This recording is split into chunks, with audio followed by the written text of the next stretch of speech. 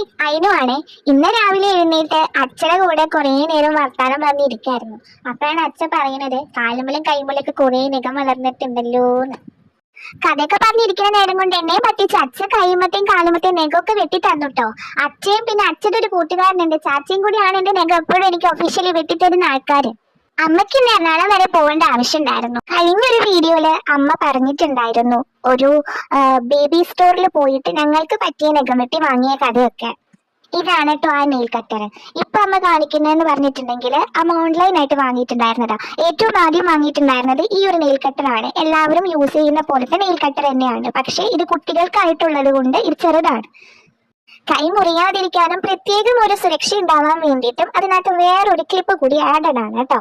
അപ്പൊ നിങ്ങൾക്ക് കുറച്ചുകൂടി സൂക്ഷിച്ച് വെട്ടാം. പക്ഷെ അച്ഛ വെട്ടിയപ്പോ ചെറുതായിട്ടൊന്ന് കൊണ്ടതുകൊണ്ട് മറ്റേ നഖം വെട്ടി തന്നെ യൂസ് ചെയ്തു. ആ നേരം കൊണ്ട് എന്നെ അമ്മാമ്മയും അച്ഛമ്മയും കൂടി കുളിപ്പിച്ചെടുത്തു. ഇതാണ് എന്റെ ബാത്ത് ടബ്.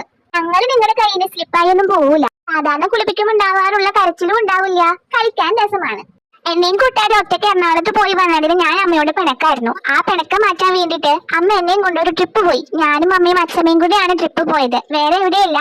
അമ്മാമ്മയുടെ ചേച്ചിയുടെ വീട്ടിലാണ് പോയത്. ഇവിടെ ഉണ്ട്, അതായത് അമ്മയുടെ ചേച്ചിയമ്മയുടെ വീട്ടില്. അവിടുത്തെ ചേച്ചിയൊക്കെ ഉണ്ടായിരുന്നു, അതായത് എന്റെ വല്യമ്മ. അപ്പൊ വല്യമ്മയും ചേട്ടയൊക്കെ ഉണ്ടായിരുന്നു. ഞാൻ ആദ്യമായിട്ടാണ് വല്യമ്മയും ചേട്ടയൊക്കെ കണ്ടത്. അപ്പൊ അവരീട്ട് കളിച്ചു. തിരിച്ച് ഞങ്ങൾ വീട്ടിലേക്ക് വൈകുന്നേരം ആയപ്പോഴത്തേക്കും പോകുന്നു കേട്ടോ.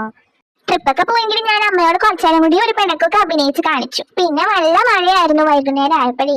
ഡ്രസ്സൊക്കെ മാറ്റി പുറത്തിറങ്ങിയപ്പോഴത്തേക്കും ചാച്ച വന്ന് നിൽക്കുന്നുണ്ടായിരുന്നു പുറത്ത്. ഇത് അച്ഛന്റെ കൂട്ടുകാരനാണ്, ചാച്ചയാണ് കേട്ടോ.